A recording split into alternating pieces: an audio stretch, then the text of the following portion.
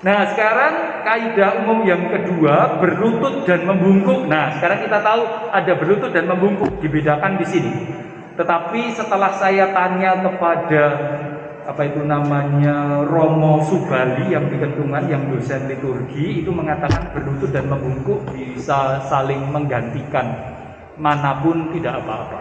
Tapi di sini mari kita baca terlebih dahulu, karena ternyata di teks ini nilai berlutut itu lebih tinggi daripada membungkuk. Mari kita lihat 274. Berlutut yakni tata gerak yang dilakukan dengan menekuk lutut kanan sampai menyentuh lantai, merupakan tanda sembah sujud. Maka berlutut itu dengkulnya sampai menyentuh lantai. Maka berlutut itu tidak hanya sekedar nepok dengkul sidik tok mentul nul, gitu kan, kadang-kala nul, gitu enggak. Nah, maka nanti kalau tidak bisa berlutut kita bisa membungkuk sajalah. Tapi kalau jangan membungkuk yang nul gitu aja, enggak, rasanya kurang sampai. Tapi kalau enggak bisa ya enggak apa-apa sih. Maka berlutut dikhususkan untuk ini. Nah, ini lihat. Kapan kita, maka nanti kita bisa mengatakan kalau ditanya ya. Sekali lagi ini untuk memberi hormat yang lebih tinggi saja. Jadi berlutut digunakan untuk menghormati sakramen Maha Kudus. Maka panjenengan kalau komuni sebelum terima berlutut tidak apa-apa, gitu ya. Tapi tidak harus. Tapi itu sebagai penghormatan bahwa itu sakramen Maha Kudus. Maka pastor itu setelah konsekrasi pasti akan berlutut. Konsekrasi roti pasti berlutut, lalu konsekrasi anggur lalu berlutut, gitu ya. Jadi menghormati sakramen Maha Kudus, lalu salib suci. Nah, ingat Jumat Agung. Ketika sebelum menyembah salib kita berlutut. Maka kadangkala ada praktek hanya membungkuk, enggak, rasa-rasanya ya enggak salah, sekali lagi enggak salah. Tetapi kalau kita ingin memberi hormat lebih, maka salib suci itu kita hormati dengan berlutut. Digunakan dalam liturgi Jumat Agung, itu ya. Salib dihormati dengan berlutut mulai dari penghormatan meriah Jumat Agung sampai sebelum memasuki misa malam Paskah. Oh, karena ini secara khusus Trihari Suci, karena Kristus yang tersalib.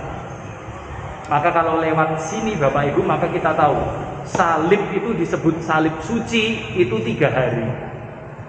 Jumat, Sabtu pagi, Sabtu sore. Hitungannya kan 3 hari ya. Karena Sabtunya Jumat, bukanlah, karena sudah bangkit. Jadi salib itu disucikan bukan karena kita dupai, bukan, karena Yesus ada di sana. Ya, maka Jumat Yesus kan meninggal sebelum jam 6. Maka seperti perhitungan Jawa sama juga perhitungan Yahudi, maka Jumat setelah jam 6 itu sudah hari kedua. Berikutnya Vigili, sebelum Vigili kan jam 6 gitu. Maka 3. Betul. Maka sampai sebelum memasuki misa malam Paskah. Dalam misa hanya 3 kali imam berlutut, yaitu pada saat konsekrasi, sudah memperlihatkan hosti, sesudah menunjukkan piala, sebelum menyambut tubuh Kristus. Nah, itu kami hanya berlutut 3 kali. Anda bisa melihatlah. Setelah elevasi roti, elevasi anggur, lalu setelah menunjukkan kedua piala, biasanya kalau doa syukur agung selesai, dengan pengantaran Kristus bersama Dia dan dalam Dia bagimu Allah Bapa, itu doa syukur agung yang terakhir. Itu kami berlutut. Lalu ini catatan berikutnya, paragraf 3, kalau di panti imam ada tabernakel dengan sakramen Maha Kudus di dalamnya, maka imam, diakon, dan pelayan yang lain selalu berlutut pada saat mereka tiba di depan altar dan pada saat meninggalkan panti imam. Tetapi dalam misa sendiri mereka tidak perlu berlutut. Wah, ini saya tidak paham kalimat yang berikutnya. Tapi ini jelas dikatakan di sana, berarti Bapak Ibu tidak membungkuk kan?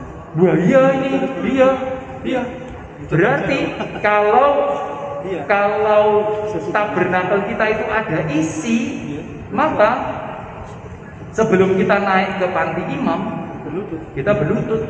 Iya, karena tabernakel ada isinya.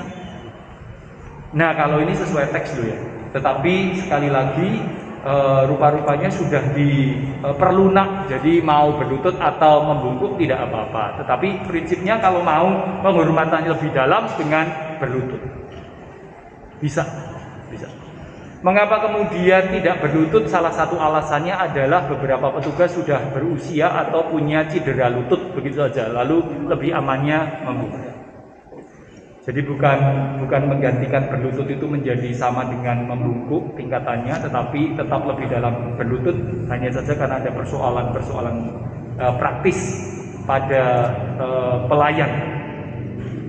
Tetapi dalam misa sendiri mereka tidak perlu berlutut. Apa artinya ya? Misa sendiri. Makanya harus cari bahasa aslinya. Hah? Dari awal sampai akhir misa. Hah? Doa penutup. Ini kan sebelumnya perarakan maksudnya. Iya. Saat di depan. Dalam Sebelumnya. mereka tidak. Iya, tetapi dalam misa sendiri. Hah? Dalam misa sendiri. Oh, misa sendirian berarti tanpa perarakan. Bukan sendirian. Ini tetapi dalam misa sendiri. Apa? Kan sebelumnya itu sebelumnya perarakan. Oh iya betul. Perarakan. Tetapi dalam seluruh perayaan Ekaristi tidak ada berlutut lagi. Kecuali Iya. Tetapi dalam misa sendiri mereka tidak perlu berlutut. Jadi hanya berlutut di awal sebelum naik dan sesudah selesai acara di panti imam kita berlutut. Tetapi selama dalam misa nggak ada lagi berlutut-berlututan. Nah, tapi kita harus mendengar keterangan dari tim liturgi kita di keuskupan. Ternyata berlutut dan membungkuk monosuko. Jadi kalau Anda mau menghayati lebih dalam silahkan berlutut. Tetapi kalau ada persoalan-persoalan pelayan kita ada yang sulit untuk berlutut karena lututnya atau apapun, maka membungkuk sudah bisa diterima. Ngaten Bu. Jadi tidak mutlak kalau begitu. Ngaten nggih. Di luar perayaan Ekaristi setiap kali lewat di depan sakramen Maha Kudus orang berlutut kecuali kalau mereka sedang dalam perarakan. Nah itu. Berarti jelas umat atau siapapun kalau berjalan melewati depan tabernakel, kalau tabernakelnya ada isi maka berlutut. Maka itu pula setiap kali ada latihan mesdinar supaya mereka tidak, ya saya mau mengatakan bagaimana ya,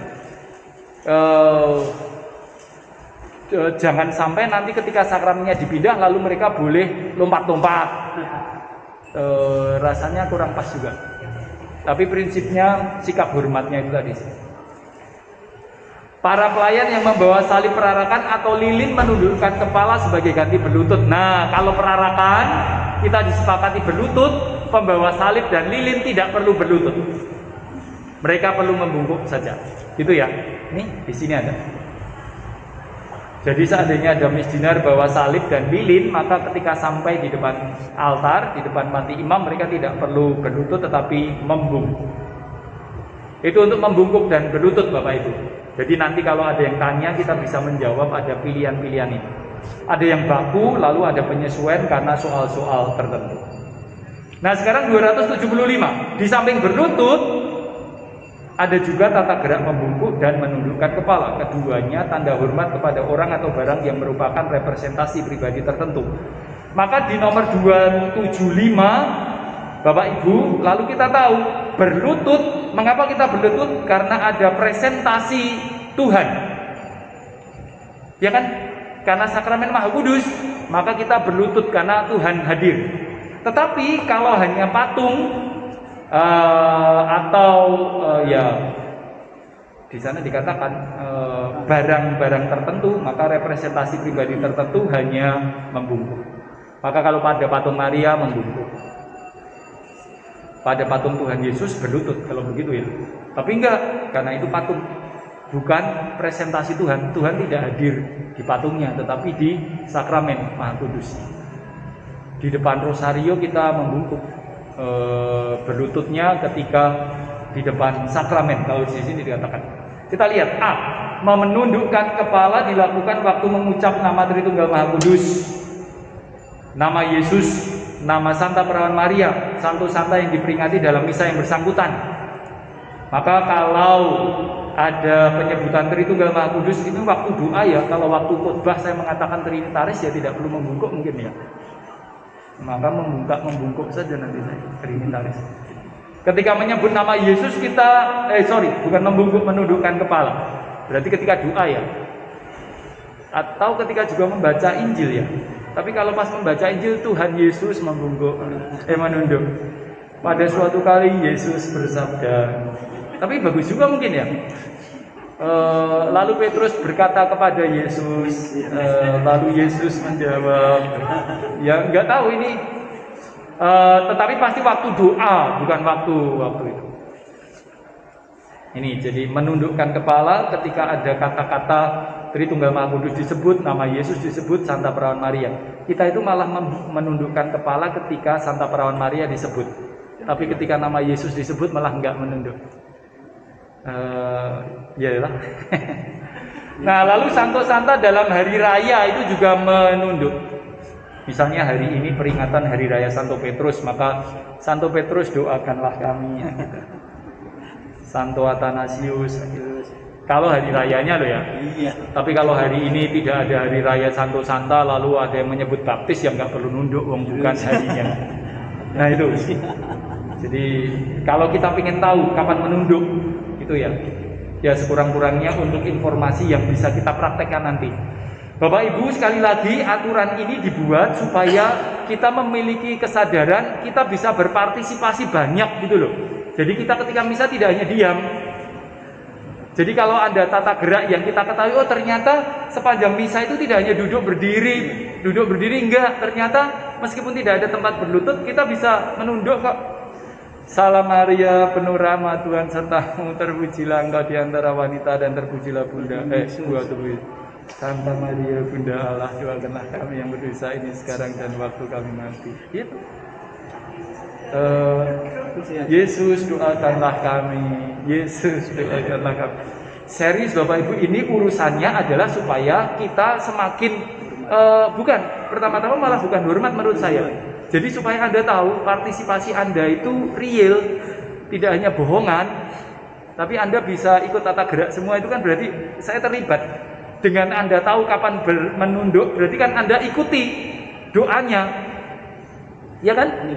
Kalau Anda menteles saja itu maka sekarang kita tahu doa rosario. Nah, kita tahu doa rosario tidak hanya sekedar merem karo nggawa rosario sekarang. Maka setiap kali Salam Maria, penuh rahmat Tuhan sertamu, terpujilah engkau di antara wanita dan terpujilah buah tubuhmu Yesus. Santa Maria Bunda Allah, doakanlah kami yang berdosa ini sekarang dan waktu kami pas misa itu. Iya, tetapi bisa juga. Jadi maka itu Bapak Ibu. Jadi Anda tidak akan mengatakan saya ngantuk, enggak, karena setiap kali Salam Maria, Tuhan Yesus. Malah tidak ngantuk. Salam Maria gitu. Loh, serius bisa. Maka sekarang kita bisa tahu mengapa doanya orang Katolik Ritus yang mana itu ada berkali-kali membungkuk. Iya. Kita itu banyak di korting, lalu jadinya kelihatan kering kan misa kita. Delujur aja, ada ya bisa membungkuknya juga. Tritunggal, Salam Maria. Bagus ini Bapak Ibu. Bagus. Ortodoks kan seperti gereja ortodoks. Nah, ya atau ortodoks ya betul ya. Jadi kan Anda pasti tidak mengatakan saya dibiarkan diam tanpa keterlibatan. Enggak, Anda terlibat pasti karena sembayangnya Anda tahu kok kapan membungkuk. Nek cepet-cepat tetangga itu nanti kepalanya membungkuk giliran dung. Bagus itu. Sesekali dicoba ya besok ya kalau doa Salam Maria, doa rosario di lingkungan. Tapi ini dalam misa. B. Membungkukkan badan atau membungkuk hikmat dilakukan waktu 1 menghormati altar. Jadi masuk dan sebelum pulang. Sebelum memaklumkan Injil itu membungkuk hikmat. Wah, berarti saya keliru. Besok minggu depan membungkuk hikmat. Waktu mengucapkan doa sucikanlah hati dan budiku. Wah, ini betul. Ini waktu Injil juga. Dalam syahadat waktu dikandung dari Roh Kudus, ini bukan menunduk tetapi membungkukkan badan. Dalam mempersiapkan persembahan waktu mengucapkan dengan rendah hati dan tulus. Nah, ini juga membungkuk. Lalu ketika epiklese Maha Kudus utuslah malaikat, bukan malaikat. Oh ya malaikat bukan Roh Kudus. Ini doa syukur agung pertama Bapak Ibu, kanon Romawi itu. Alai Maha Kuasa utuslah malaikatmu membungkuk. Lalu diakon membungkuk kepada imam sebelum mewartakan Injil. Nah ini membungkuknya ketika ini. Kapan kita membungkuk? Menghormati altar, sebelum memaklumkan Injil, waktu berdoa suci karena hati dan budiku, ya Allah, dalam syahadat waktu dikandung dari Roh Kudus, dilahirkan menjadi manusia, lalu persiapan persembahan. Nah itu membungkuknya di sana. Sebagian untuk pastor, tetapi yang lain bisa untuk kita juga. Seperti menghormati altar itu bisa untuk kita juga. Lalu mengucapkan dikandung dari Roh Kudus, dilahirkan oleh perawan Maria menjadi manusia, itu kita semua juga bisa membungkuk.